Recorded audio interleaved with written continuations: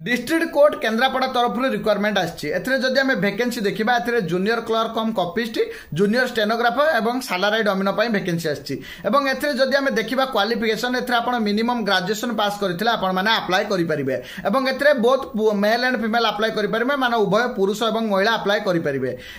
जदि आम देखा आप लास्ट डेट आम देखा ए जुलाई 20 तारिख लास्ट डेट रही है जुलाई 20 पूर्व आपको अप्लाई करने पड़ो आपण मैंने केमी अप्लाई करेंगे देखो फर्म टी ऑफलाइन अप्लाई करने पड़ो आपको स्पीड पोस्ट थ्रो अप्लाई करने पड़ो फर्म टी आप टेलीग्राम चैनल में पाइबे टेलीग्राम चैनल लिंक आप इंस्टाग्राम बायो रे पाइबे टेलीग्राम को आसिक से फर्म टी आपको प्रथम फिलअप करने पड़ो फिलअप कला नेक्स्ट आपको आड्रेस